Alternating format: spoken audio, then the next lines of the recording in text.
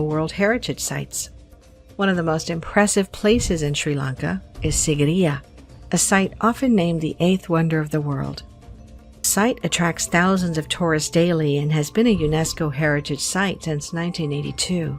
Many believe that the giant monolithic rock looks unnatural because of its perfectly flat top, which almost looks like it's been cut at a precise angle. Bulk of the site, its palaces, and its enormous granite water tank. However, the locals believe this ancient site was built thousands of years before that. It's possible that what we see today in Sigiriya is the remains of the ruined palace of Ravana. If the stories about Ramasitu turned out to be real historical accounts, is it possible that the stories about Sigiriya were also real? And could Sigiriya have been used by ancient civilizations, and perhaps even by the Hindu deities, thousands of years before King Kashyap built his fortress there? Before we find out, make sure to like this video and also subscribe to our channel so you can receive more videos like this one. The area surrounding Sigiriya shows signs of human habitation stretching back to the Mesolithic period, some 5,000 years ago. Ancient ruins in Sigiriya, various Western archaeological crews performed small excavations on the area in the following years, and they were baffled by what they found. There were various telltale signs of advanced engineering capabilities at Sigiriya. The ancient city had one of the best preserved examples of urban planning, and the site's layout shows techniques and technology that were far more advanced than what was thought possible during this time period. The city's layout boasts symmetrical and asymmetrical aspects, which builders intentionally put in place to work with the site's natural surroundings. There were various structures at the site, but archaeologists didn't know their purpose, so the general belief was that they were citadels, palaces, houses, and lavish gardens. One portion of the site resembles a step pyramid, with features similar to those seen throughout Mesoamerica. On the city's west side lies another park, and here we find additional signs of an advanced ancient engineering.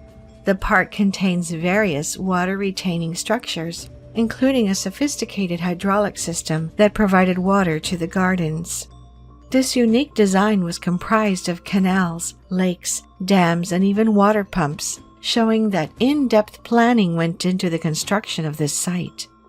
Some of these hydraulic systems still provide water to the area, even to this day. The many structures found on top of the monolithic rock were made from clay bricks. This baffles archaeologists as they struggle to explain how the ancient builders carried an estimated 3 million bricks to the top of the rock, as there were no signs of any stairways from the ground to the top. The metal stairways present at the site today were only built in the last century, so tourists could visit the site.